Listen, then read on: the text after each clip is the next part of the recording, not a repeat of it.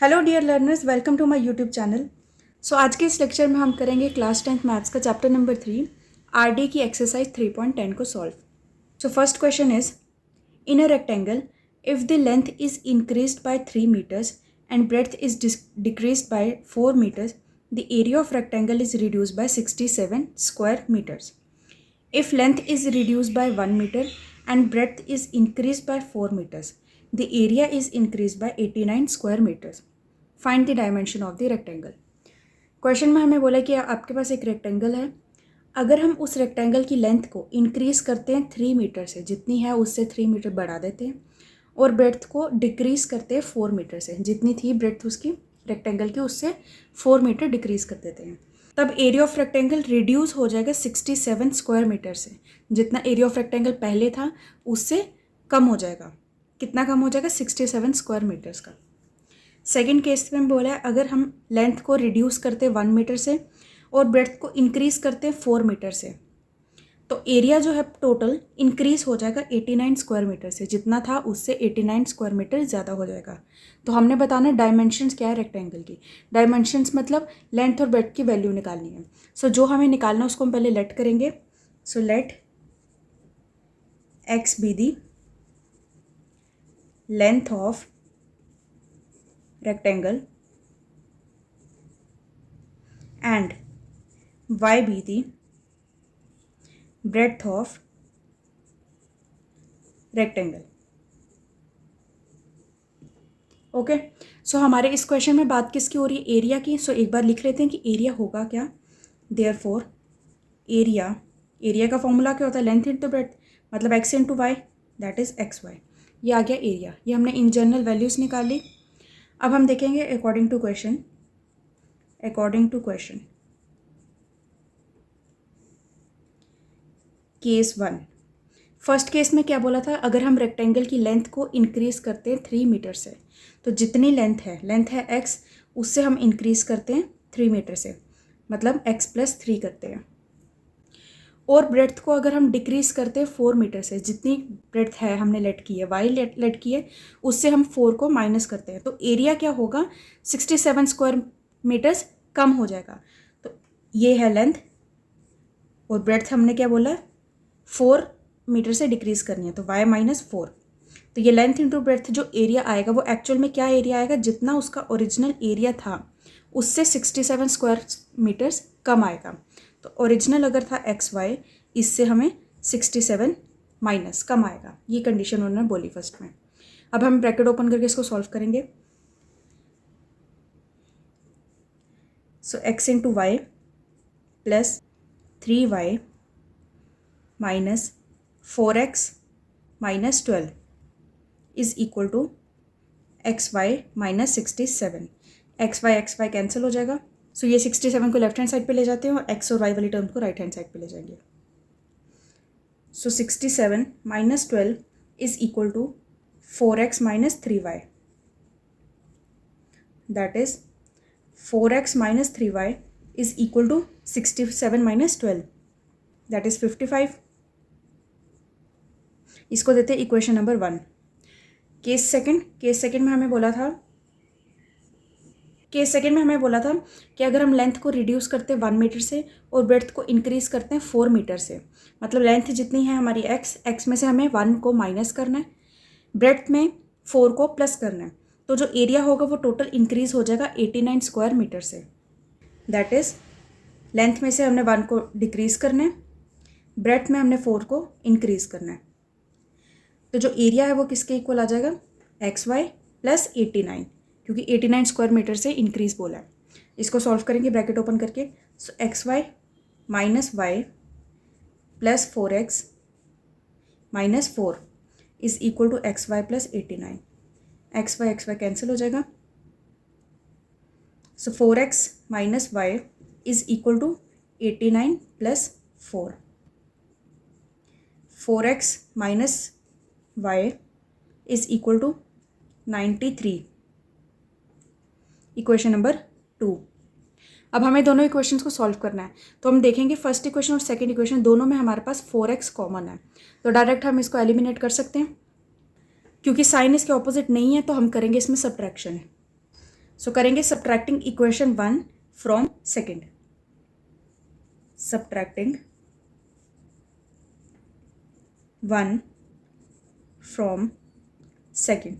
Second से हमने 1 को सब्ट्रैक्ट करना है, तो सेकेंड वाली इक्वेशन पहले लिखेंगे 4x माइनस वाई, इससे हमें सब्ट्रैक्ट करना है 4x minus 3y is equal to 83 minus 55।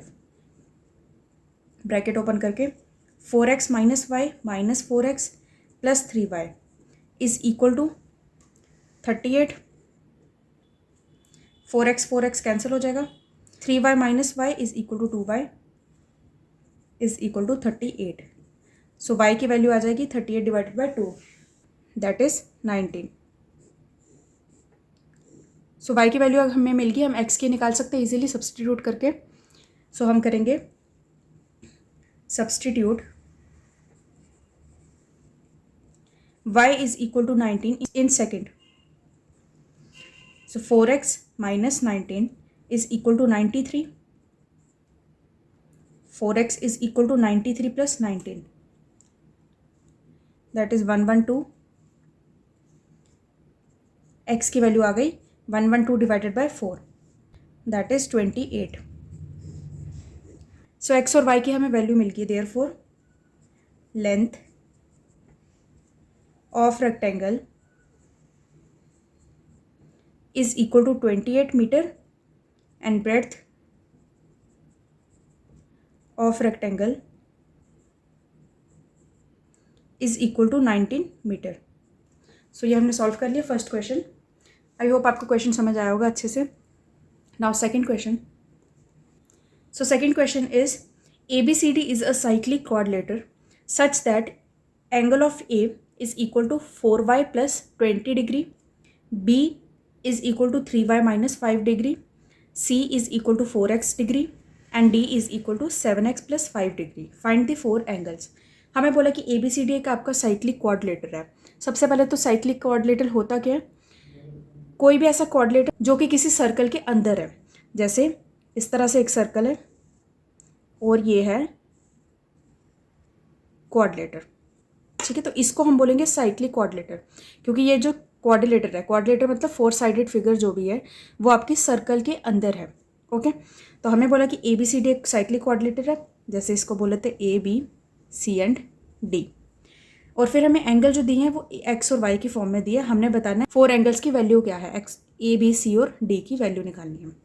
सो बहुत इजी क्वेश्चन है, बस आपको एक चीज़ पता होनी चाहिए कि कभी भी साइक्लिक क्वाड्रिलेटर जो होता है उसके जो ऑपोजिट एंगल है, मतलब ये वाला एंगल A और angle C is equal to 180 degree है, ठीक है। तो similarly angle B plus angle D is equal to 180 degree है, तो हमें बस इसी प्रॉपर्टी को यूज़ करना है।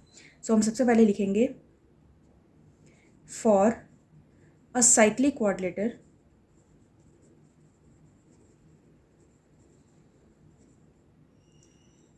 sum of opposite angles is equal to 180 degree.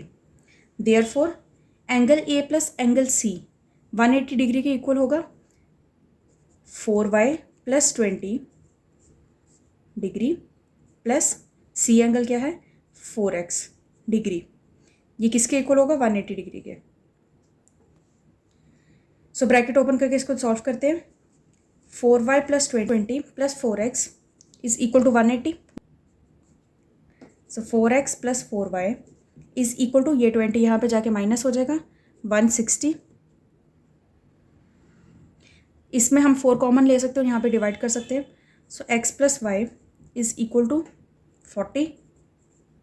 ये आपकी क्वेश्चन नंबर 1 आ गई। सिमिलरली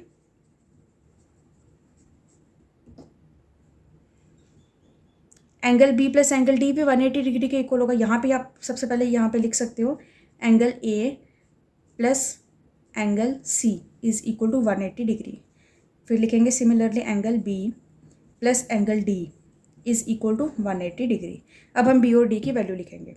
सो B हमारा है 3y माइनस 5 प्लस D है 7x plus 5 is equal to 180। तो यहाँ पे 5 और 5 कैंसिल हो जाता है. 7x plus 3y is equal to 180. तो ये आपकी इक्वेशन नंबर 2. अब हमें फर्स्ट और सेकंड इक्वेशन को सॉल्व करना है, तो हम एलिमिनेशन मेथड यूज़ करेंगे. उसके लिए फर्स्ट इक्वेशन में कोई भी एक टर्म ऐसी बनानी है जो सेकंड इक्वेशन में भी कॉमन हो. तो हम एक काम करते हैं, फर्स्ट इक्वेशन को 3 से मल्टीप्लाई करते हैं ताकि यहाँ पे हमारा 3y बन जाए. तो ये 3y और ये 3y कॉमन हो जाएगा. फिर हम उस इक्वेशंस को सब्ट्रैक्ट करके सॉल्व कर लेंगे.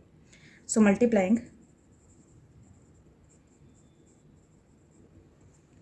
फर्स्ट विद 3 से फर्स्ट को मल्टीप्लाई करेंगे. So 3x plus 3y is equal to 120. So यह इक्वेशन नंबर 3. नाउ हमारे पास सेकेंड और थर्ड इक्वेशन है. अब इसको हम करेंगे subtract. So subtracting third from second. Subtracting third from second.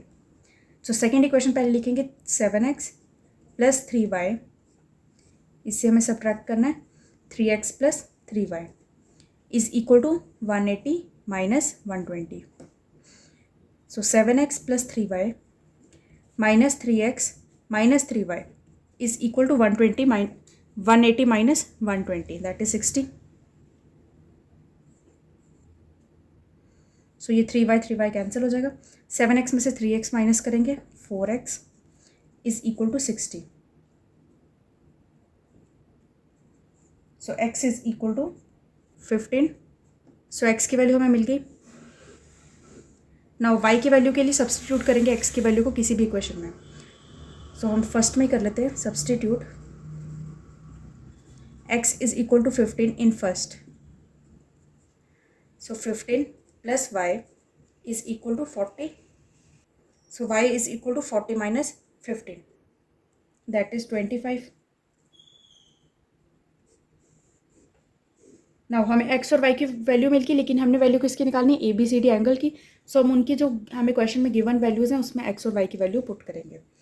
Therefore angle A is equal to, angle A की वैल्यू कितनी गिवन थी, 4y. y की जगह हम लिखेंगे 25 plus 20, that is 120 degree. Angle B कितना गिवन था क्वेश्चन में, एंगल B था आपका 3y.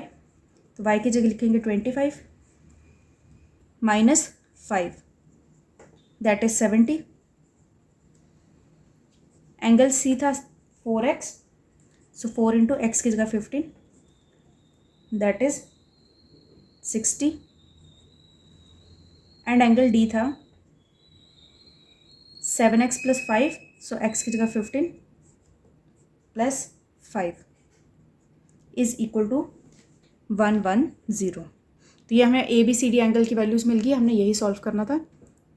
सो आई होप आपको ये क्वेश्चन समझ आया होगा.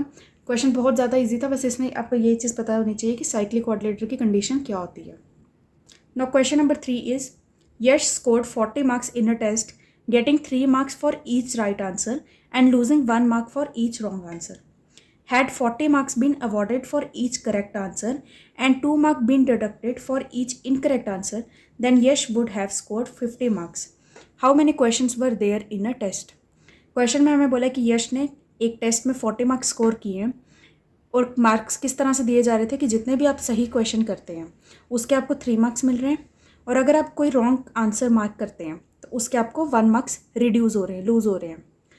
अब कंडीशन बोलिए कि अगर मार्किंग स्कीम ऐसे ना होकर दूसरी तरह से होती कि आपको हर एक सही आंसर पे 4 मार्क्स मिलते हैं और हर एक गलत आंसर पे 2 मार्क्स आपके कम होते, तब यश का टोटल स्कोर कितना बनना था, 50 मार्क्स का बनना था. तो हमने बताना है कि ये जो पूरा टेस्ट था इसमें टोटल क्वेश्चंस कितने थे. सो उसके लिए पहले हम लेट करेंगे कि सही आंसर्स कितने मार्क किए हैं और गलत आंसर्स कितने मार्क किए हैं. So let x be the number of right answers and y be the number of wrong answers. ये हमने x और y राइट और रॉन्ग में क्यों हमने लेट किया क्योंकि हमें कंडीशन इसी तरह से दी है कि सही आंसर्स पे इतने मार्क्स मिल रहे हैं, गलत आंसर्स पे इतने मिल रहे हैं. सो अकॉर्डिंग टू क्वेश्चन,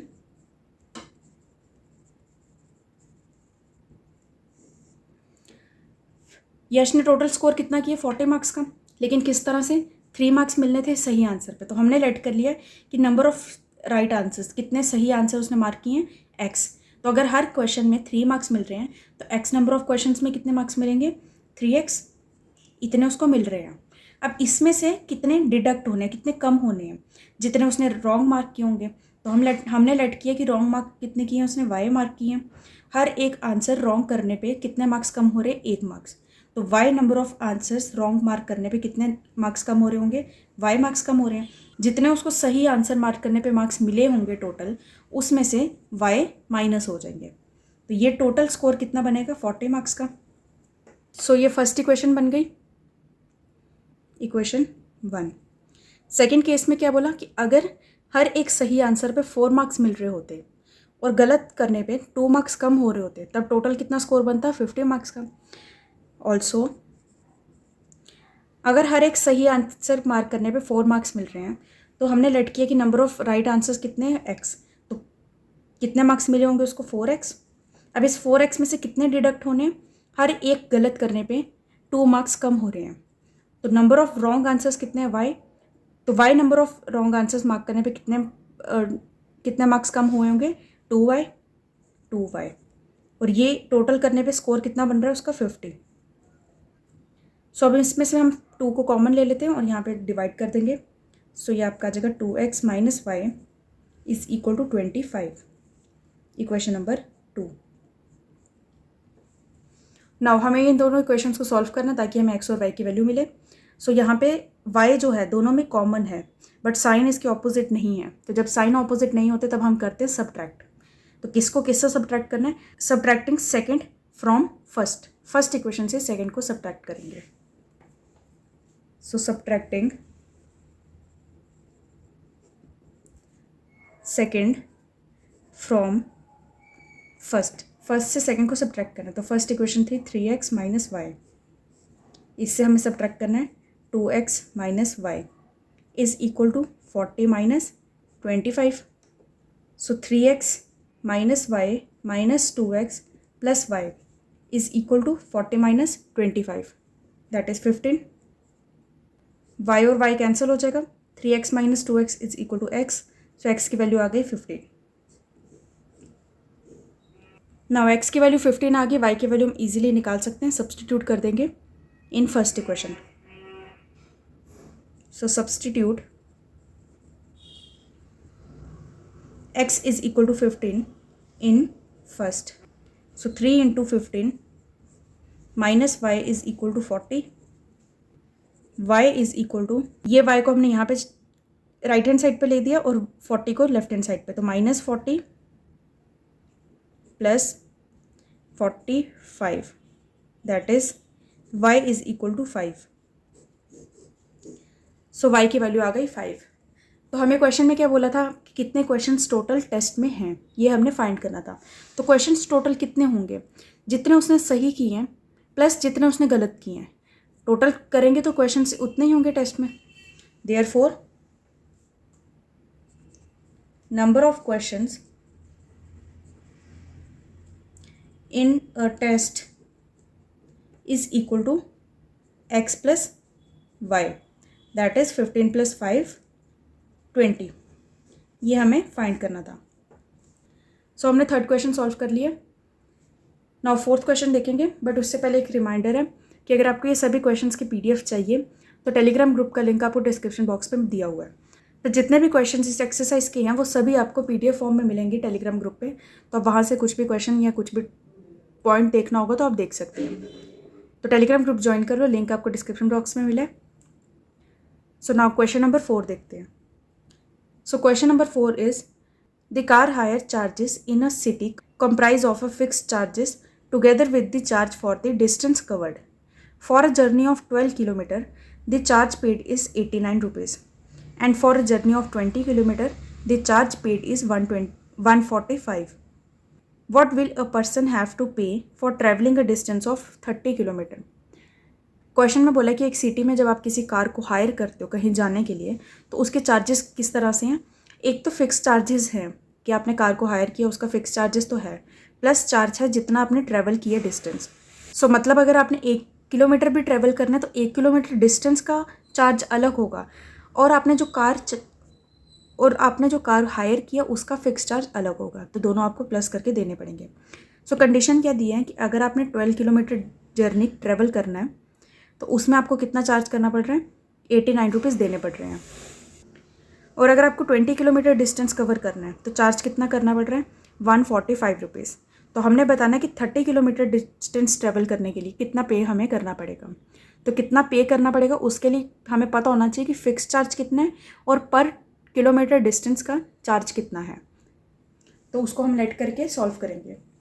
सो हम लेट करते हैं, let x be the fixed charges and y be the charge per kilometre. हर 1 किलोमीटर का जितना भी चार्ज है उसको हमने y लेट कर लिया, और फिक्स चार्जेस कितने हैं उसको हमने x लेट कर लिया। So according to question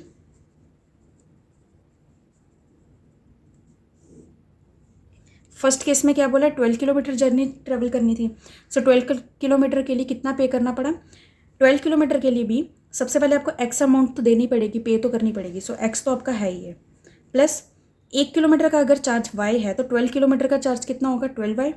so 12y is equal to, ये टोटल जब हमने किया कितना पे करना पड़ा, 89 रुपीज़, 89। ये आपकी इक्वेशन नंबर 1 बन गई। ऑल्सो सेकेंड केस में क्या बोला, 20 किलोमीटर जब आपने ट्रेवल करना है तब कितना पे किया, 145 रुपीज़। सो 20 किलोमीटर के लिए भी फिक्स चार्ज तो पे करना ही था x, प्लस 1 किलोमीटर का y है, 20 किलोमीटर का कितना होगा, 20y, और ये किसके इक्वल है, 145। ये इक्वेशन नंबर 2। सिंपल, हमें x की वैल्यू यहाँ पे दिख रही है कि दोनों में सेम है, तो हम इसमें एलिमिनेशन मेथड यूज़ करेंगे, सब्ट्रैक्ट करेंगे दोनों इक्वेशंस को। तो हम सब्ट्रैक्ट करेंगे first from second. So x plus 20 minus x minus 12y, 20y था, इज इक्वल टू, माइनस करेंगे तो आ जाएगा 56। x और x कैंसिल हो जाएगा, 20y minus 12y is equal to 8y is equal to 56। So y is equal to 56 divided by 8, that is 7। So y की value आ गई 7। नो y की वैल्यू आ गई, x की वैल्यू हम इजीली निकाल सकते हैं, किसी भी इक्वेशन में सब्सटीट्यूट करेंगे। सो सेकेंड में सब्सटीट्यूट करते हैं, substitute y is equal to 7 in second. So x plus 20 into 7 is equal to 145। So x is equal to 145 minus 140, so x is equal to 5। So x की value हमें 5 मिल गई, y की value 7 मिल गई। अब question में क्या बोला था कि 30 किलोमीटर अगर डिस्टेंस ट्रेवल करना होगा तब कितना पे करना है। तो सबसे पहले हम लिख लेते हैं, therefore fixed charges is equal to ₹5 and charge per kilometre is equal to ₹7। Therefore for 30 kilometre कितना पे करना पड़ेगा, फिक्स चार्ज जो है 5 रुपीज़ वो तो देने हैं, प्लस 30 किलोमीटर के अकॉर्डिंग 30 इंटू 7, सो 5 प्लस 30 इंटू 7 210, सो ये आपका आ गया 215 रुपीज़। तो इतना 215 रुपीज़ हमें पे करना पड़ेगा अगर हमें 30 किलोमीटर ट्रैवल करना है। सो इसी के साथ हमारा फोर्थ क्वेश्चन भी कंप्लीट होता है। Now fifth question. So fifth question is, a part of a monthly hostel charges in a college are fixed and the remaining depend on the number of days one has taken food in a mess. When a student A takes food for 20 days, he has to pay ₹1,000 as hostel charges, whereas a student B who take food for 26 days pays ₹1180 as hostel charges. Find the fix charge and the cost of food per day. लगभग previous question की तरह ही है इसमें। So question में बोला कि monthly hostel charges जो पे करने पड़ते हैं वो हमारे फिक्स हैं, प्लस जितने दिन आप मेस से खाना ले रहे हैं उसके अकॉर्डिंगली आपका अमाउंट जो है प्लस होता जा रहा है। देखो यहाँ पे लिखा है ना कि हॉस्टल चार्जेस जो हैं मंथली वो फिक्स हैं, और जो रिमेनिंग चार्जेस हैं वो किस पे डिपेंड करते हैं कि आप कितने दिन मेस से खाना ले रहे हैं। अब कंडीशन बोलिए कि स्टूडेंट ए जो जिसने कि 20 डेज मेस से खाना लिया है उसको 1000 रुपीज़ पे करना पड़ा, जिसमें कि 1000 रुपीज़ में आपका फिक्स अमाउंट भी है प्लस आपका जो आपका फूड का चार्जेस है वो भी है। सेकंड केस स्टूडेंट बी की बात करें अगर हम, तो स्टूडेंट बी ने 26 डेज फूड लिए, खाना लिया, तो उसको कितना अमाउंट पे करना पड़ा 1180, जिसमें कि आपके फिक्स चार्जेस भी होंगे और आपके फूड के चार्जेस भी होंगे। तो हमने बताना है कि फ़िक्स चार्जेस कितने हैं और फूड का चार्जेस कितने हैं पर डे का। सो हम इसको पहले लेट करेंगे। Let x be the fixed charges and y be the cost of food per day. So according to question,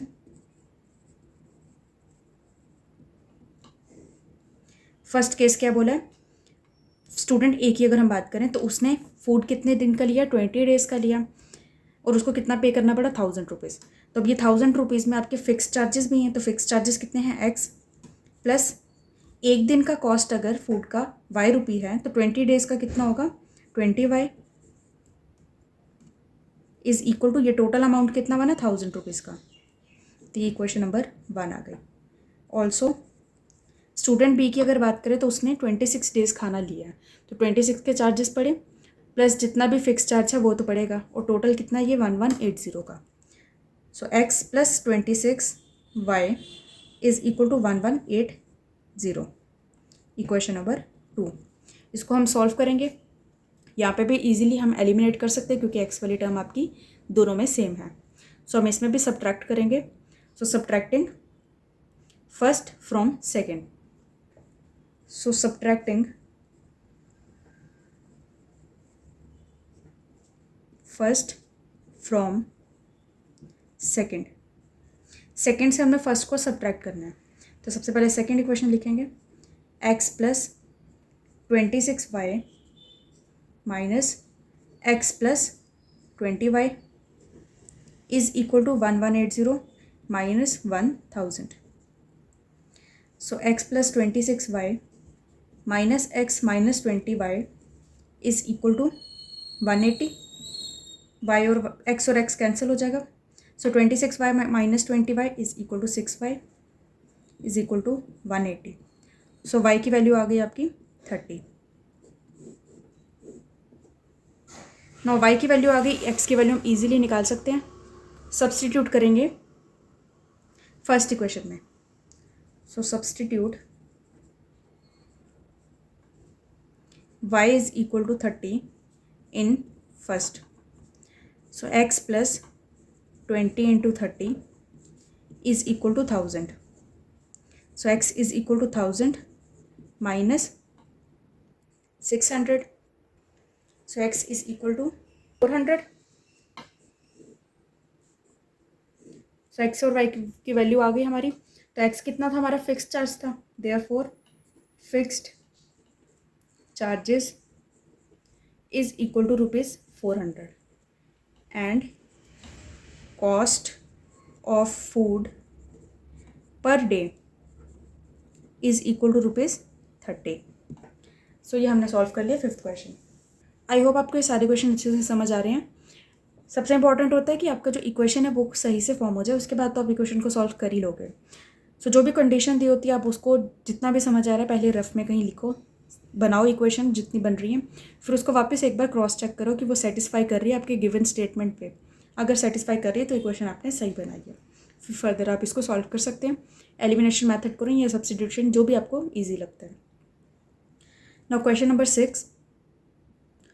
question number 6 is the larger of two supplementary angles exceed the smaller by 18 degree, find them. So इसमें हमें बोला है कि आपके पास supplementary angles हैं, जिसमें से कि जो बड़ा वाला है वो छोटे वाले से कितना बड़ा है, 18 डिग्री बड़ा है। तो हमने वैल्यूज़ निकालनी है दोनों एंगल्स की। तो इसमें हमारे पास सिर्फ एक ही कंडीशन का पता होना चाहिए कि सप्लीमेंट्री एंगल्स क्या होते हैं। सप्लीमेंट्री एंगल्स वो एंगल्स होते हैं जिनका सम आपका 180 डिग्री के इक्वल होता है।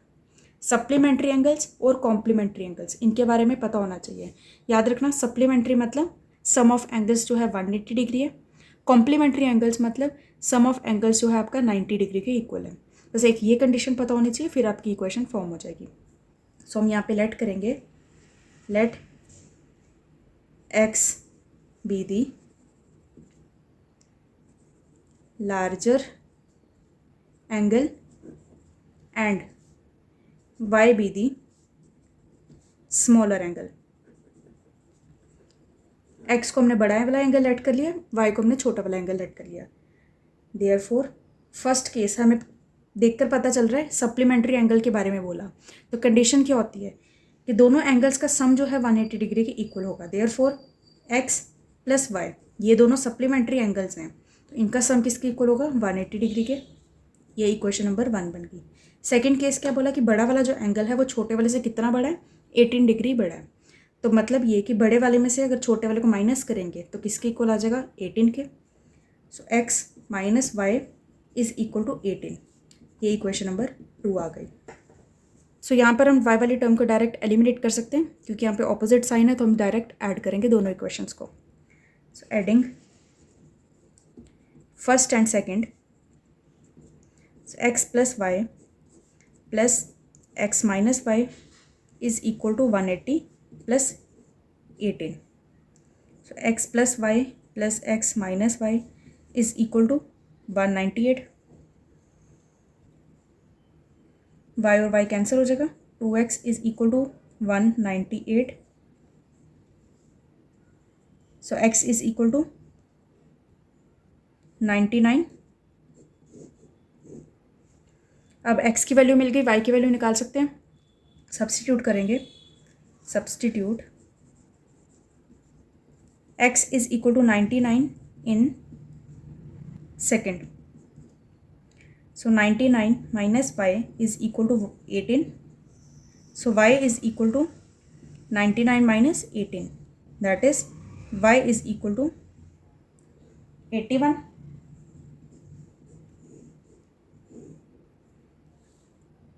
तो हमें x और y की वैल्यू मिल गई। इसका मतलब हमारा लार्जर एंगल जो है वो है 99 डिग्री एंड स्मॉलर एंगल जो है वो है 81 डिग्री। ठीक है, सिंपल सा क्वेश्चन था। तो हमने ये 6th क्वेश्चन पे सॉल्व कर लिया। नाउ 7th क्वेश्चन देखते हैं। सो 7th क्वेश्चन जो आपका NCERT का 3.3 एक्सरसाइज का क्वेश्चन है। क्वेश्चन है, Meena went to a bank to withdraw ₹2000। She asked the cashier to give her 50 rupees and 100 rupees notes only. Meena got 25 notes in all. Find how many notes rupees 50 and rupees 100 she received.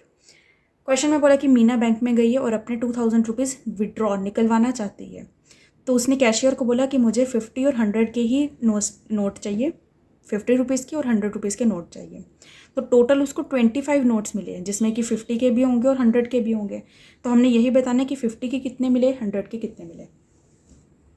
सो हम let करेंगे सबसे पहले x be the number of notes of ₹50 and y be the number of notes of ₹100। So according to question,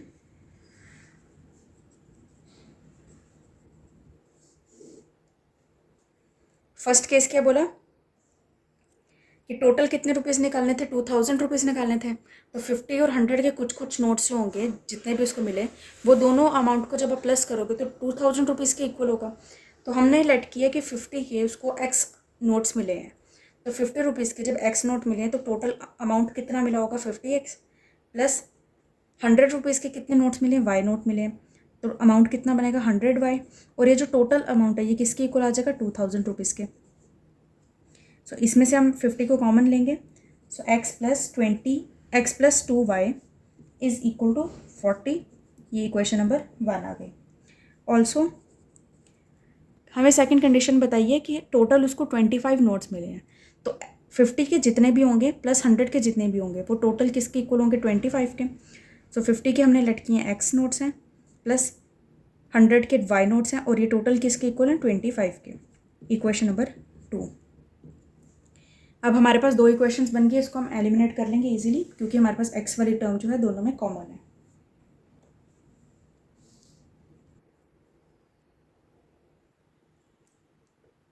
so subtracting second from first, first से second को subtract करना है, तो first equation है x plus 2y minus x plus y is equal to 40 minus 25। X plus 2y minus x minus y is equal to 15।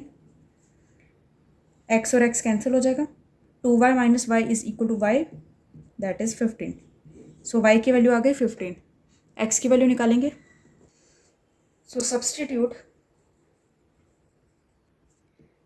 y is equal to 15 in first, so x plus 2 into 15 is equal to 40.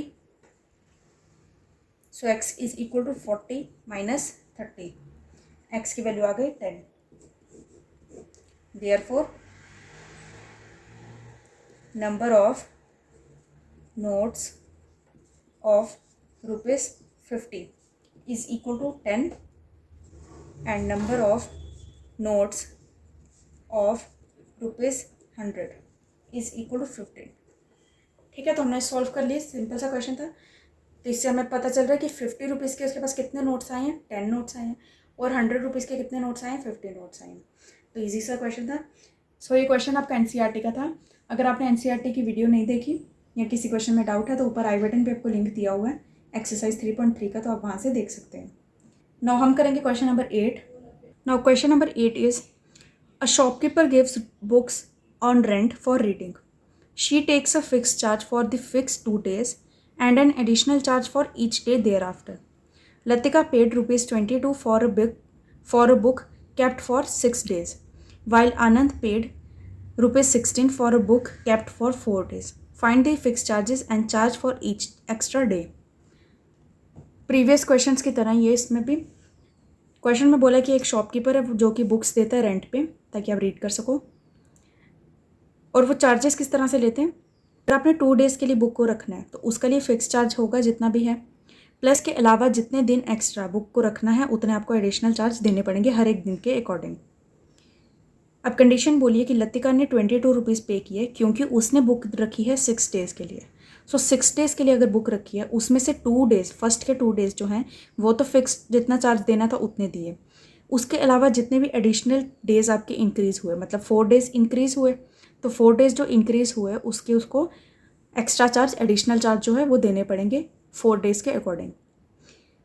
अब आनंद का case क्या है कि उसने 16 rupees पे किए क्योंकि उसने बुक को रखा है 4 डेज़ के लिए, 4 डेज़ टोटल बुक को रखा है। तो 4 डेज़ में पहले के 2 डेज़ जो थे उसके लिए तो फिक्स चार्ज किया जितने किए होंगे उसने, 2 डेज़ के बाद जो एक्स्ट्रा 2 डेज़ इंक्रीज़ हुए उसका उसने एडिशनल चार्ज दिया होगा, इसलिए उसके 16 रुपीज़ पड़े। तो हमने यही बताना है कि फ़िक्स चार्जेस कितने हैं और एडिशनल चार्जेस कितने हैं हर एक दिन के। एडिशनल चार्जेस कैसे काउंट होते हैं, जैसे 2 डेज़ का फिक्स चार्ज जितना था उसके बाद अगर आपने एक दिन और रखी तो टोटल 3 डेज़ हो गए, तो 2 डेज़ का फिक्स चार्ज जो है वो है, प्लस जो एडिशनल आपने डे एक्स्ट्रा रखा उसका 1 डे का जितना भी चार्ज होगा उतना प्लस हो जाएगा। सिमिलरली अगर आपने 4 डेज़ के लिए रखा तो पहले 2 डेज़ का जो फिक्स चार्ज था वो रहेगा, उसके बाद जो 2 डेज़ में आपने और रखा है बुक को उसके आपको एडिशनल चार्जेस देने पड़ेंगे। तो ऐसे ऐसे करके इंक्रीज़ होते हैं। सो हम इसमें सबसे पहले लेट करेंगे कि फ़िक्स चार्जेस कितने हैं और हमारा हर एक दिन का एक्स्ट्रा चार्ज कितना है। सो लेट एक्स बी दी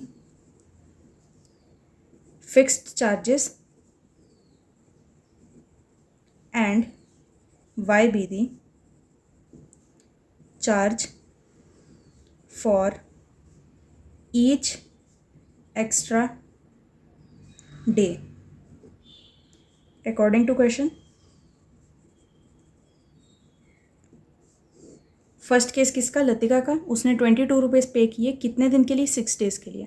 तो अब इस 6 डेज़ में किस तरह से चार्ज पड़ेंगे, पहले 2 दिन के फिक्स चार्ज पड़ेंगे जो कि है एक्स, प्लस 2 दिन निकाल दिए, अब कितने रह गए, 4 डेज़ रह गए। 4 डेज़ के चार्ज कितने पड़ेंगे, एक दिन का अगर वाई रुपीज़ चार्ज पड़ रहा है तो 4 डेज़ का कितने पड़ेगा, 4y, सो 4y, और ये टोटल अमाउंट कितना है, 22 रुपीज़ का।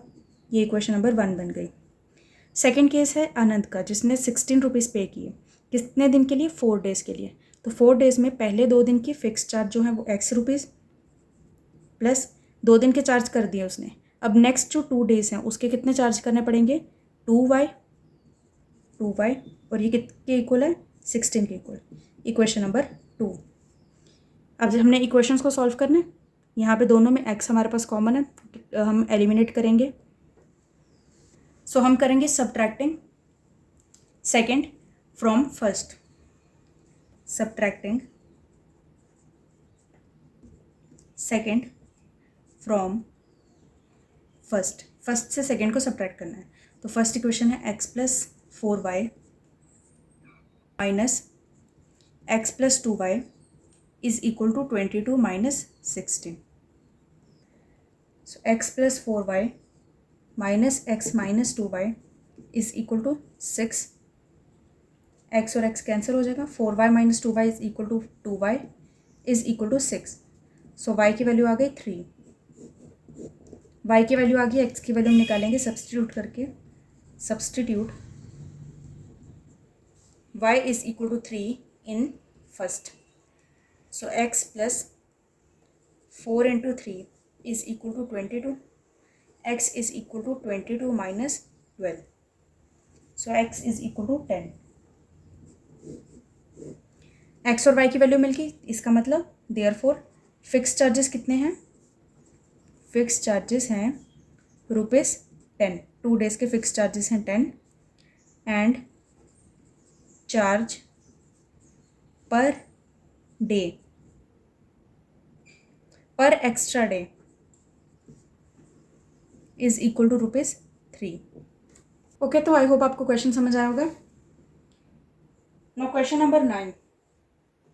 Ninth question is, 2 women and 5 men can together finish a piece of embroidery in 4 days, while 3 women and 6 men can finish it in 3 days.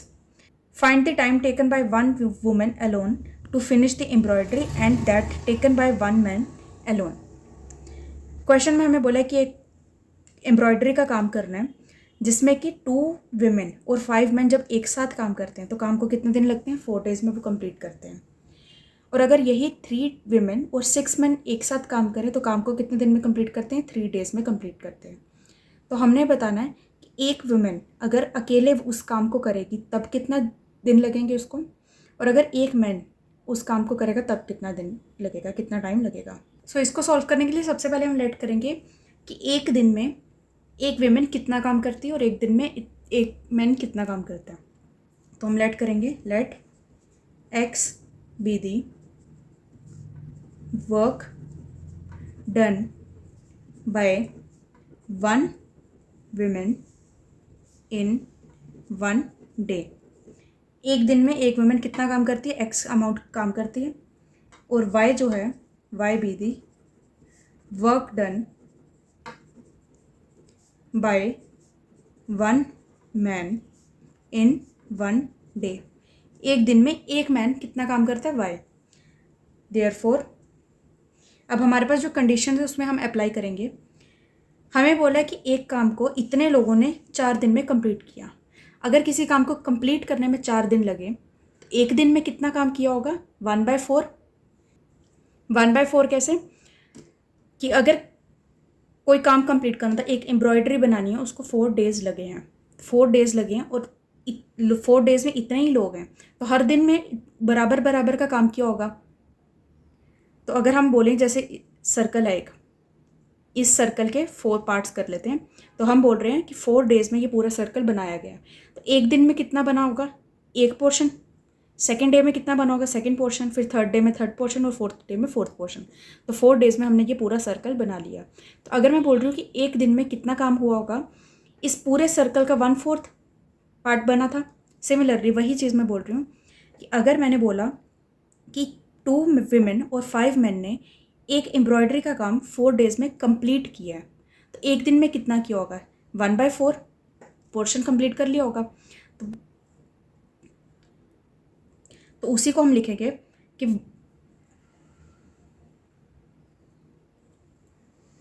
तो अब इसी कंडीशन को यूज़ करेंगे कि एक दिन में कितना काम हुआ है? 1/4। अब ये जो 1/4 है किस किस ने की है? विमेन और मैन ने मिलकर किया है। तो अब मैंने अगर लेट किया है कि एक वुमेन एक दिन में एक्स अमाउंट काम करती है, तो 2 वुमेन एक दिन में कितना करेगी? 2x। 2 वुमेन मिलकर एक दिन में कितना काम करेगी? एक वुमेन अगर एक्स अमाउंट काम करती है तो 2 वुमेन कितना करेगी? 2x। प्लस सिमिलरली अगर मैं मैन की बात करूँ कि मैंने बोला एक दिन में एक आदमी कितना काम कर रहा है? y अमाउंट काम कर रहा है, तो एक दिन में 5 आदमी कितना काम करेंगे? 5y करेंगे। तो मतलब ये कि एक दिन में इन सब ने मिलकर कितना काम किया होगा? जितना उन्होंने 4 दिन में किया उसका 1/4। तो ये है आपका 1/4 के इक्वल। आई होप आपको समझ आएगा क्या बोल रही हूँ मैं। वही है कि अगर कोई काम को कंप्लीट करने में 4 डेज़ लग रहे हैं, 4 डेज़ में कंप्लीट हो चुका है, तो फर्स्ट डे में कितना होगा? 1/4। और फर्स्ट डे का काम किया किस किस ने? मैन और वुमेन ने मिलकर किया। कितनी वुमेन ने? 2 वुमेन ने। एक वुमेन एक दिन में कितना काम करती? एक्स अमाउंट काम करती है। 2 वुमेन कितना करेगी? 2x। प्लस एक मैन अगर एक दिन में y अमाउंट काम करता है तो 5 मैन मिलकर कितना करेंगे? 5y। और ये सब ने मिलकर एक दिन में कितना काम किया? 1/4। ये मैंने स्टेटमेंट बनाई है। सो इसको इक्वेशन नंबर 1 दे देते हैं as it is. Similarly second case की अगर बात करें, हमें बोला कि 3 विमेन एंड 5 मैन, हमें बोला कि 3 विमेन एंड 6 मैन एक साथ काम करते हैं कंप्लीट कोई काम को 3 डेज़ में। 3 दिन में इतने ज़्यादा लोगों ने काम कंप्लीट कर लिया, तो एक दिन में इतने लोगों ने कितना काम किया होगा? 1/3 का। तो वही हम यूज़ करेंगे ऑल्सो।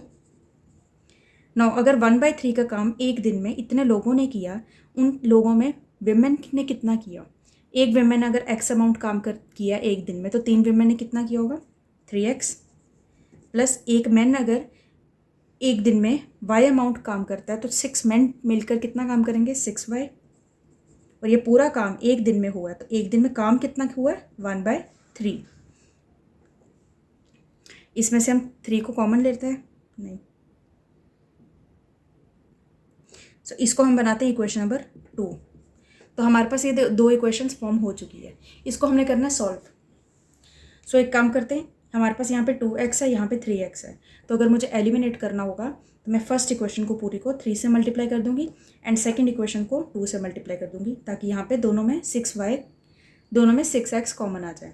सो मल्टीप्लाइंग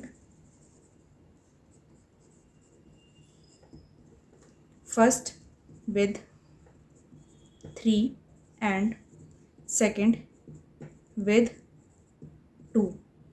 सो इक्वेशन बन गई 6x plus 15y is equal to 3/4। Equation number 3, इसको मल्टीप्लाई करेंगे 2 से। So 6x plus 12y is equal to 2/3। ये इक्वेशन नंबर 4 आ गई। अब हमने थर्ड और फोर्थ इक्वेशन को सॉल्व करना है। 6x दोनों में कॉमन है, साइन इसके सेम है, इसलिए हम करेंगे सब्ट्रैक्ट। सो करेंगे subtracting fourth from third. Subtracting fourth from third. Third से हमने फोर्थ को सब्ट्रैक्ट करना है। सो थर्ड की इक्वेशन है 6x plus 15y minus 6x plus 12y is equal to 3/4 minus 2/3। Bracket open करके सॉल्व करेंगे। 6x plus 15y minus 6x minus 12y is equal to, यहाँ पे हम लेंगे एलसीएम, तो ये आपका आ जाएगा 12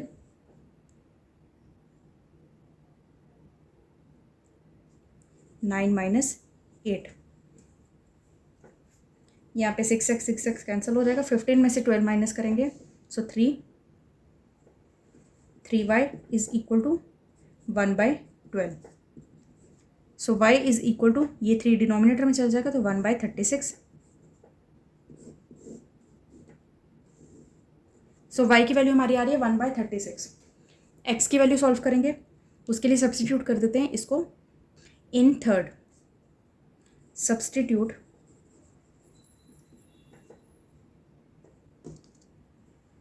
y is equal to 1/36 in third. So third की क्वेश्चन है 6x plus 15 1/36 is equal to 3/4। So 6x plus bracket open करेंगे, इसको सॉल्व करेंगे तो ये दोनों 3 से कैंसिल हो जाएंगे, तो ये आपका आ जाएगा 5 3 से 15 divided by 12 is equal to 3/4। So 6x is equal to 3/4 minus 5/12। 6x is equal to से हम लेंगे 12,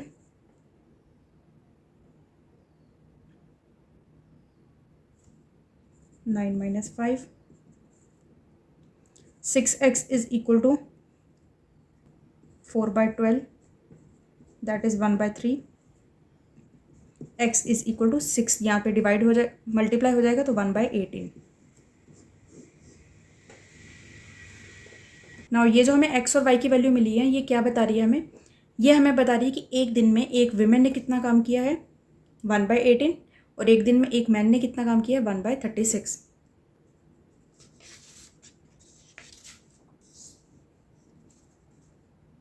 पर हमें क्वेश्चन में क्या पूछा था कि एक वुमेन पूरा काम कितने दिन में करती है।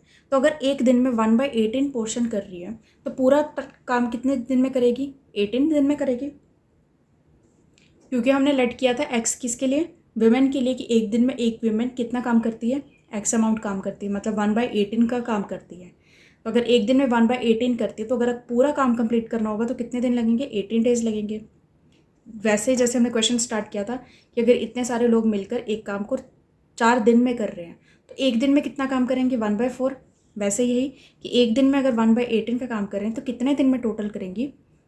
18 डेज में। Therefore work completed by one woman is equal to 18 days। 18 days में एक वुमेन कंप्लीट करेगी काम। और अगर हम मैन की बात करें तो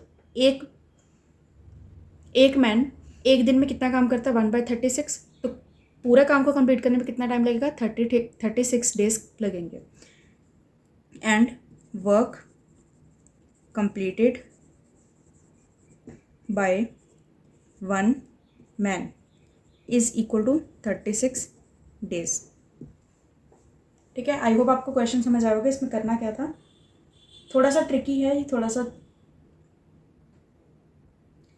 सा ये ट्रिकी क्वेश्चन है, लेकिन इसमें लगेगा कॉन्सेप्ट ही आपका ये डेज एंड वर्क वाला। तो अगर आपको कुछ भी डाउट होगा तो आप कमेंट सेक्शन में भी पूछ सकते हैं या टेलीग्राम ग्रुप पे भी आप पूछ सकते हैं। नाउ हम देखेंगे question number 10। Question number 10 is there are 2 examination rooms A and B। If 10 candidates are sent from A to B, the numbers of students in each room is same. If 20 candidates are sent from B to A, the number of students in A is double the number of students in B. Find the number of students in each room. Simple सा question है। Question में हमें बोला कि हमारे पास दो examination rooms हैं A और B। अगर 10 कैंडिडेट्स हमने A से निकाल कर B में डाल दिए, A रूम से हमने 10 कैंडिडेट्स लिए और B में भेज दिए, तो नंबर ऑफ स्टूडेंट्स दोनों रूम में कितने हो जाएंगे? बराबर हो जाएंगे। जितने A में रह जाएंगे और जितने B में बढ़ जाएंगे वो दोनों इक्वल होंगे। सेकेंड केस में बोला कि अगर 20 कैंडिडेट्स को हम B से A में बेचते हैं, B वाले रूम से लेकर A वाले रूम में बेचेंगे 20 कैंडिडेट्स को, तब क्या होगा? नंबर ऑफ स्टूडेंट्स A में कितने हो जाएंगे? डबल हो जाएंगे। Number of students in B में जितने हैं उसका डबल हो जाएंगे। तो हमने बताना है कि नंबर ऑफ स्टूडेंट्स दोनों रूम में है कितने। तो लेट करेंगे, let x be the number of students in A and y be the number of students in B, according to question, case 1 में क्या बोला कि 10 कैंडिडेट्स को हमने ए से बी में बेचने हैं। तो पहले ए में कितने हैं, एक्स हैं, इधर से हमने बी में बेचने हैं, तो ए एक्स में से हमने 10 कैंडिडेट्स को निकाल देना है। पहले स्टूडेंट्स ए रूम में कितने थे, एक्स थे, उसमें से हमने 10 स्टूडेंट्स को निकाल के कहाँ भेजना है, बी रूम में भेजना है। तो जब हमने एक्स से 10 को निकालना है तो एक्स माइनस 10 ये हो जाएंगे ए में अब, ठीक है। ये हमने जो 10 कैंडिडेट्स को निकाला है इनको हमने भेजना कहाँ है, बी रूम में भेजना है। तो बी रूम में पहले कितने थे, वाई थे, अब ये जो 10 को भेज दिया है तो कितने बन जाएंगे, वाई प्लस 10 बन जाएंगे। 10 कैंडिडेट्स को ए रूम से बी रूम में भेजने के बाद ए में जितने कैंडिडेट्स रह गए और बी में जितने कैंडिडेट्स रह गए वो दोनों किसके इक्वल हैं, एक दूसरे के इक्वल हैं। हमें बोला कि ईच रूम में अब सेम हो गए, तो हमने लिख दिया x minus 10 is equal to y plus 10। So x minus y is equal to 20, equation number 1। Case second क्या बोला है कि अगर हम 20 कैंडिडेट्स को बी से ए में बेचते हैं तो नंबर ऑफ स्टूडेंट्स ए में कितने हो जाएंगे, जितने बी में हैं उसका डबल। तो ऑल्सो अब हमने क्या करना है, 20 कैंडिडेट्स को भेजना है बी से ए में, ए में जितने थे उसमें 20 ऐड हो जाएंगे, तो एक्स प्लस 20 ये है अब ए में, ये किसके इक्वल हैं, जितने बी में बनेंगे उसका डबल। इसका मतलब this is equal to B में अब कितने आ जाएंगे, बी में जितने पहले थे मतलब वाई थे, इसमें से बी 20 हमने निकाल दिए, तो वाई माइनस 20 इसका डबल करना है, क्योंकि ये कम हो गए, कम का डबल जो करेंगे वो किसके इक्वल हो जाएगा, ए में जितने हैं उसके। ब्रैकेट ओपन करके सॉल्व करेंगे, x plus 20 is equal to 2y minus 40। So x minus 2y is equal to minus 60, equation number 2। अब यहाँ पे हमारे पास x वाली टर्म जो है हम इन दोनों को सब्ट्रैक्ट करके एलिमिनेट कर सकते हैं x की टर्म को, तो हम करेंगे subtracting second from first, subtracting second from first. First से हमने सेकेंड को सब्ट्रैक्ट करना, तो फर्स्ट इक्वेशन है हमारी x माइनस वाई, इससे हमें सब्ट्रैक्ट करना है x minus 2y is equal to 20 minus 60। So x minus y minus x plus 2y is equal to 20 plus 60, x और x cancel, 2x minus 2y minus y is equal to y is equal to 80। So y की value आ गई 80। अब y की value आ गई तो x की वैल्यू निकाल लेंगे सब्सटीट्यूट करके, substitute y is equal to 80 in first, x minus 80 is equal to 20, so x is equal to 20 plus 80, that is 100. Therefore number of students in A is equal to 100, number of students in B is equal to 80। तो ये हमने solve करना था कि number of students ए में कितने और B में कितने, हमने वो बना दिया 100 और 80। इजी सा क्वेश्चन था ये। Now question number 11। Now question number 11 is a railway half ticket cost half the full fare and the reservation charge is the same on half as on the full ticket. One reservation first class ticket from Mumbai to Ahmedabad cost ₹216 and one full and one half reserved first class ticket cost ₹327. What is the basic first class full fare and what is the reservation charge? Easy question है। Question में हमें बोला कि एक railway के charges की बात की है कि अगर आप हाफ टिकट लेते हो तो उसका कॉस्ट कितना है, जितना फुल का होता है उसका हाफ, जितने फुल टिकट लेने पे जितना प्राइस लगता है उसका हाफ लगता है अगर आप हाफ की टिकट लेते हो। और जो रिजर्वेशन चार्ज है वो सेम है, चाहे आप हाफ की टिकट लो या फुल की टिकट लो, रिजर्वेशन चार्ज आपका सेम रहेगा। ये बेसिक कंडीशन बता दी। अब हमें बोला है कि हमें टिकट लेनी थी एक reserved first class ticket, reserve ticket है और फर्स्ट क्लास टिकट है, तो यहाँ पे हमें हाफ का कोई बात नहीं की, मतलब हम बोलेंगे कि फुल टिकट ली है। कौन सी ली है? रिजर्व ली है। कहाँ से कहाँ तक के लिए? मुंबई टू अहमदाबाद के लिए। तो कितने चार्जेस पड़े? 216 रुपीज़। सेकेंड केस क्या बोला? 1 full and 1 half reserve first class ticket. एक फुल रिजर्व ली है और एक हाफ रिजर्व ली है। ये जो 2 टिकट ली हैं, एक फुल वाली और एक हाफ वाली, दोनों हैं रिजर्व टिकट। तो इसका चार्ज कितना पड़ रहा है? 327।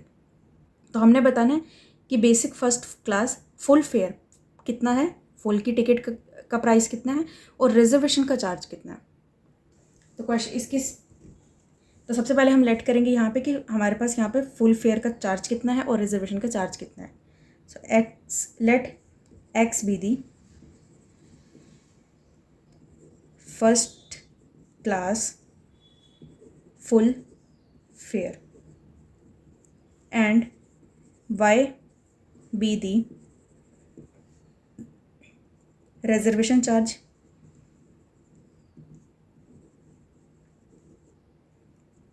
नाउ फुल का हमें पता चल गया कि हमारे पास x रुपीज़ लगते हैं, रिजर्वेशन चार्ज लगते हैं y रुपीज़।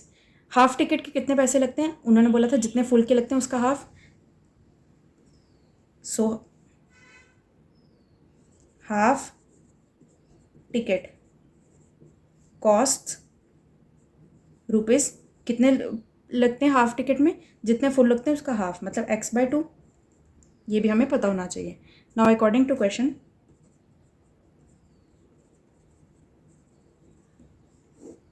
फर्स्ट केस क्या बोला है?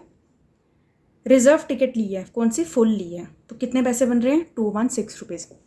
सो अगर फुल टिकट ली है तो उसके कितने पैसे बनेंगे? x रुपीज़, और रिजर्व भी है तो उसमें y रुपीज़ भी देने पड़ेंगे। सो x प्लस वाई किसके इक्वल आ रहा है? 216। सिंपल सा, ये आपकी इक्वेशन नंबर 1 बन गई। सेकेंड केस में क्या बोला है? एक फुल टिकट ली है और एक हाफ टिकट ली है, और ये दोनों कौन सी है? रिजर्व टिकट है। फुल भी रिजर्व्ड है, हाफ भी रिजर्व्ड है।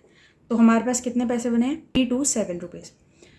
अब हमें क्वेश्चन में स्टार्ट में ही बोला था ये चीज़ कि रिजर्वेशन चार्ज जो है सेम है, चाहे आप हाफ टिकट लो चाहे आप फुल टिकट लो। तो मतलब अगर फुल जब टिकट ले रहे हो तब भी आपको y रुपीज़ देने पड़ेंगे रिजर्वेशन चार्ज के, जब आप हाफ टिकट ले रहे हो तब भी आपको y रुपीज़ देने पड़ेंगे रिजर्वेशन चार्ज के। तो इसकी हम कैसे बनाएंगे इक्वेशन? पहले हम फुल की बात करेंगे। तो फुल में आपको कितने पैसे देने पड़ रहे हैं? फुल में जो फुल का चार्ज है x उतना देना पड़ेगा, प्लस क्योंकि रिजर्वेशन है तो y भी देना पड़ेगा।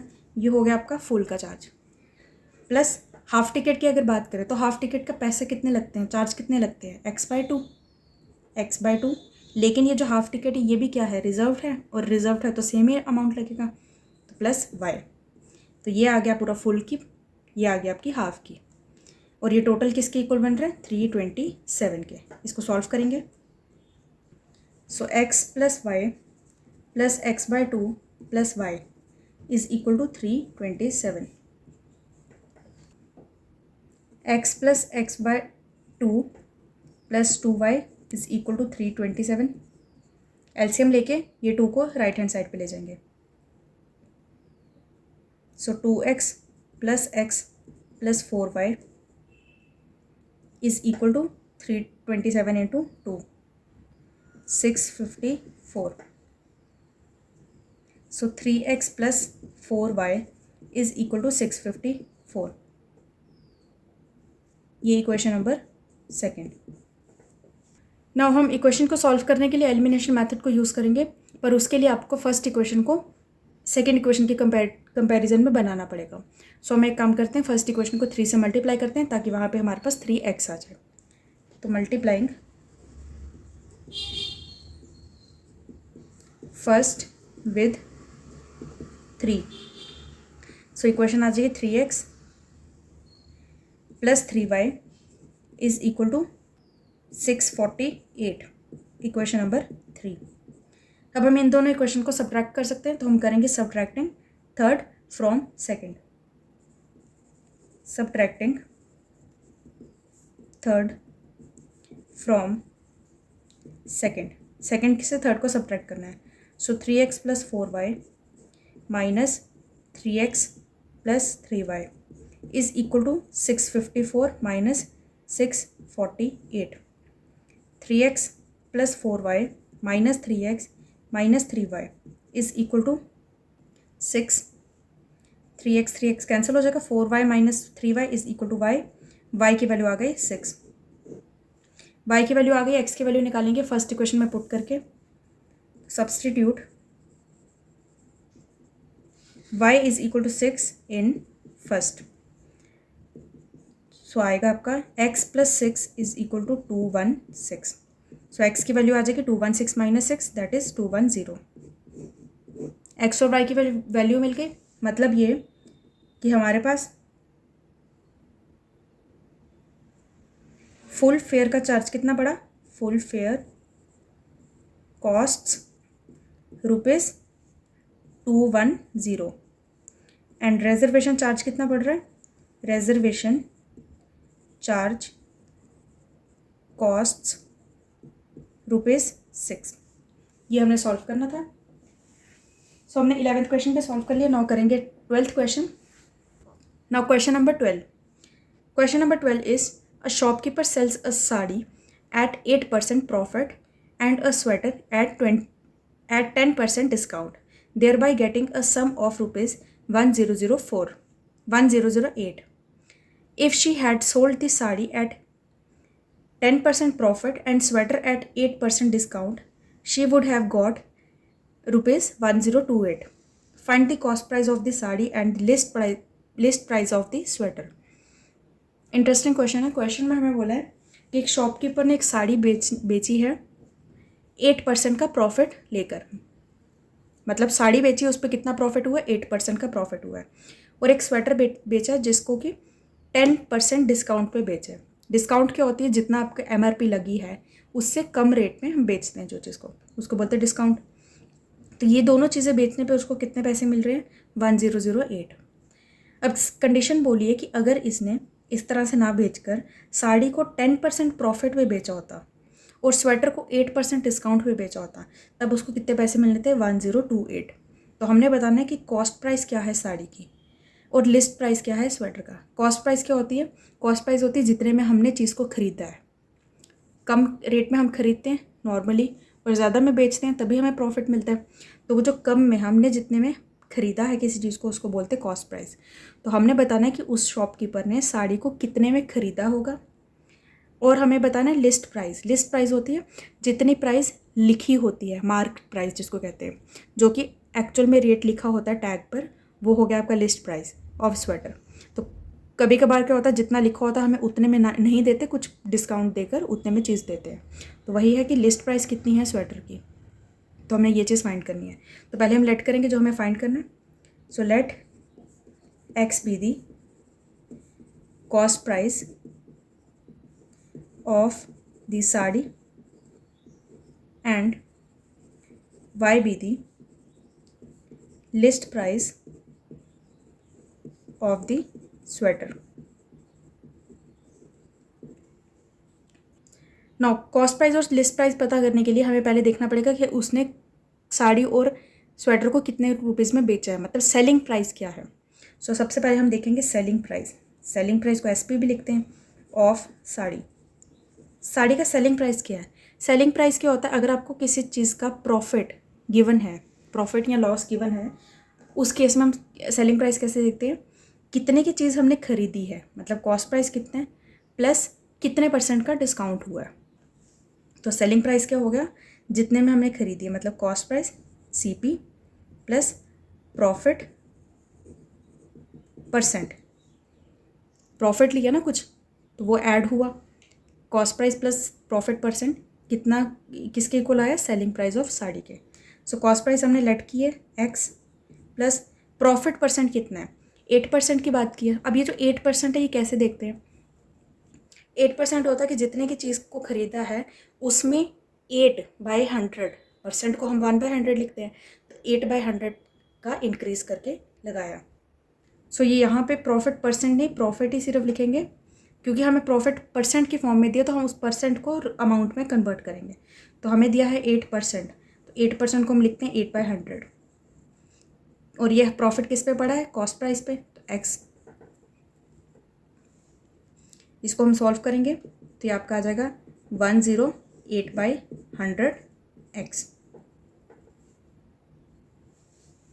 ठीक है, तो ये आ गई selling price of sari. Similarly selling price of sweater किसके इक्वल होगा? अब स्वेटर का सेलिंग प्राइस हमें कैसे पता चलेगा? हमें यहाँ पे बात की है डिस्काउंट की। डिस्काउंट हमने कैसे देनी है? जितना लिस्ट प्राइस है, जितने का प्राइस लिखा हुआ है उस पर हमने कुछ परसेंट के डिस्काउंट दिया। तो लिस्ट प्राइस हमने लेट किया था y माइनस इस बड़े अमाउंट में हमने कुछ परसेंट की डिस्काउंट दी है, फिर हमने चीज़ को बेचा है, तो माइनस करेंगे डिस्काउंट। सो y माइनस डिस्काउंट कितना है? 10% का, तो 10% को लिखेंगे 10/100, और ये डिस्काउंट किस पे दिया है? जितनी लिस्ट प्राइस थी उस पर y। सो इसको सॉल्व करेंगे तो ये आपका आ जाएगा 90/100y। So 108/100x plus 90/100y is equal to 1008। So इसको एज इट इज़ रखते हैं, इसको देते हैं इक्वेशन नंबर 1। केस 2 की बात करेंगे। केस 2 में हम सेलिंग प्राइस ऑफ साड़ी निकालेंगे। तो साड़ी का सेलिंग प्राइस किसके इक्वल बताया मैंने? Cost price plus profit. Cost price है x प्लस प्रॉफिट। अब सेकंड केस में कितना बोला? 10% का, कि अगर उसने प्रॉफिट को 10% रखा होता तो 10% अगर प्रॉफिट है तो 10/100 आ गया x।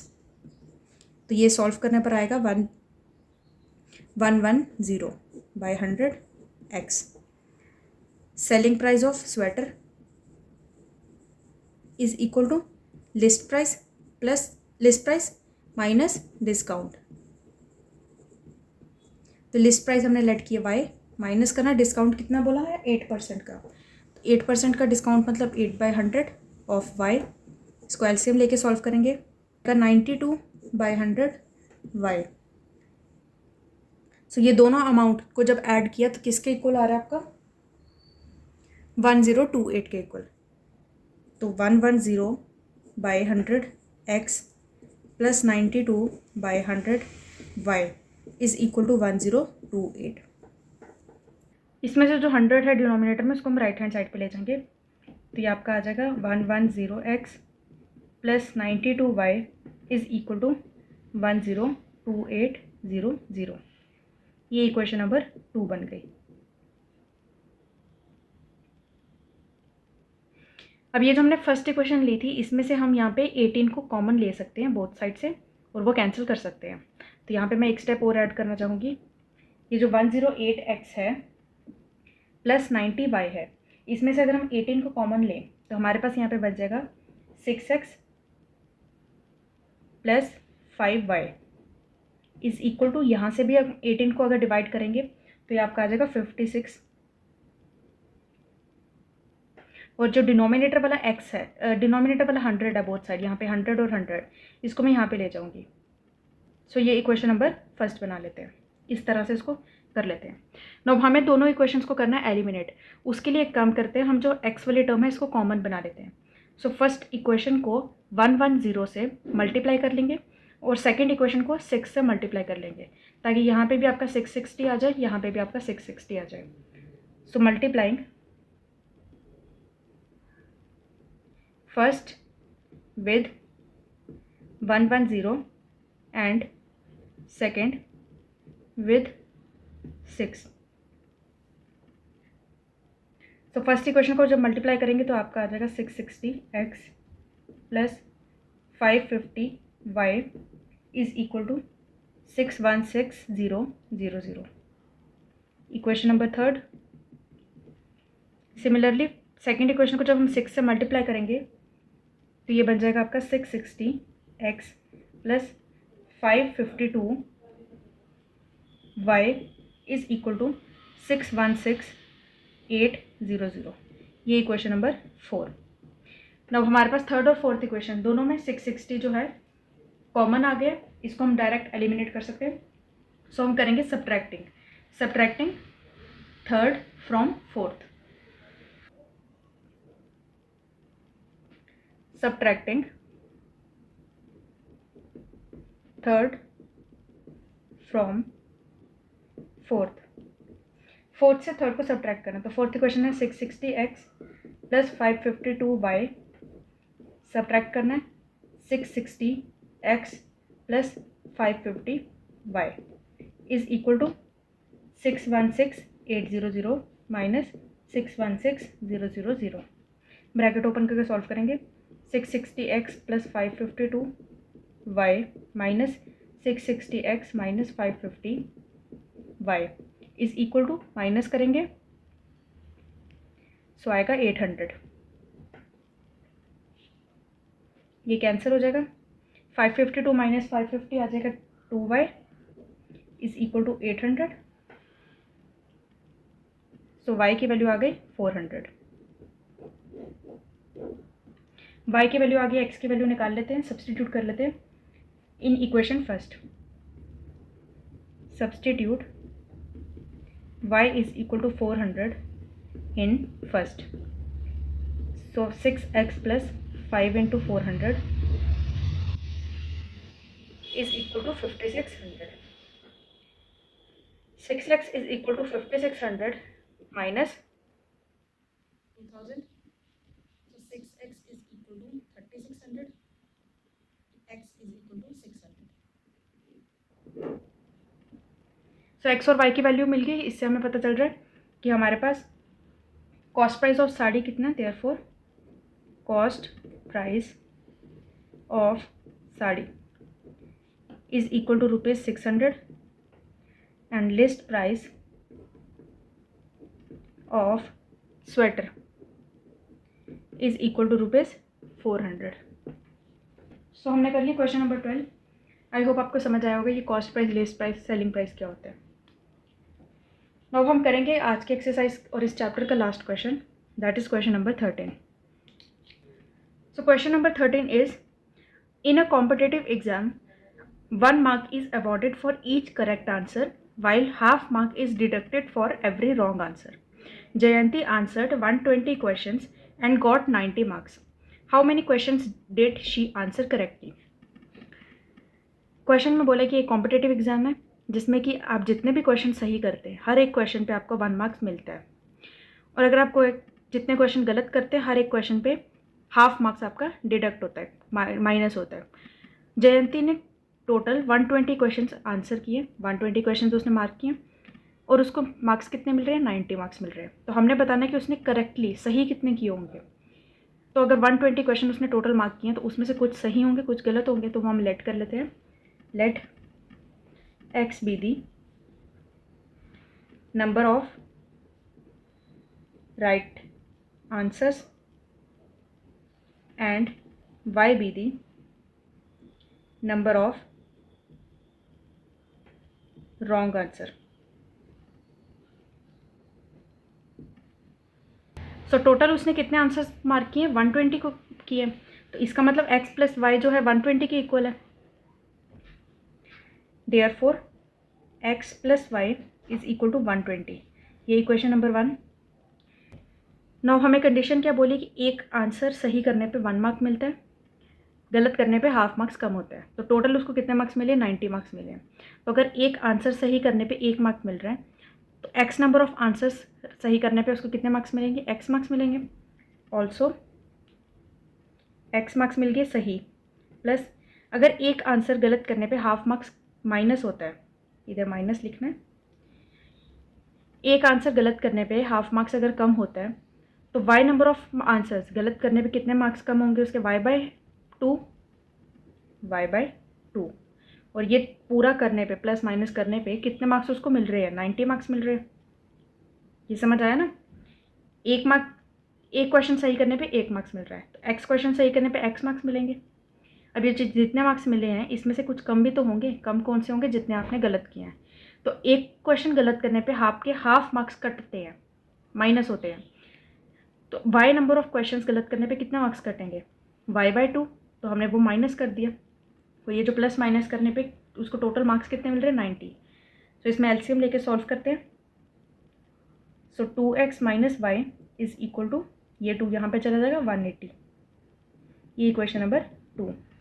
अब यहाँ पे आपके पास y जो है दोनों में कॉमन है और साइन इसके ऑपोजिट है, तो डायरेक्टली हम ऐड करेंगे इक्वेशन नंबर 1 एंड 2 को। Adding first and second, so x plus y plus 2x minus y is equal to 120 plus 180। So x plus y plus 2x minus y is equal to 300। y और y cancel हो जाएगा, so 3x is equal to 300, x is equal to 100। y की value निकालने की ज़रूरत नहीं है क्योंकि हमें क्वेश्चन में बोला था कि कितने उसने सही मार्क किए हैं, और x हमने क्या लेट किए, नंबर ऑफ राइट आंसर्स, तो हमें उससे पता चल रहा है therefore number of right answers is equal to 100। 100 answer उसके सही हैं। ठीक है, तो आई होप आपको क्वेश्चन समझ आया होगा। सो इसी के साथ हमारा chapter number 3 R D Sharma NCERT सब कंप्लीट हो चुका है। सो अगर आपने कोई भी वीडियो मिस की है, कोई भी एक्सरसाइज मिस की है, तो आप डिस्क्रिप्शन बॉक्स पे प्लेलिस्ट का लिंक दिया हो, उधर से आप देख सकते हो और अपनी एक्सरसाइजेस को कंप्लीट कर सकते हैं। PDF के लिए आप टेलीग्राम ग्रुप भी ज्वाइन कर सकते हैं, और कोई भी डाउट होगा तो कमेंट सेक्शन में या फिर टेलीग्राम ग्रुप पे आप पूछ सकते हैं। So if you find this video useful, do hit the like button and also subscribe my channel for upcoming videos. Stay tuned for the next video. Till then, take care. Bye bye. Thank you so much.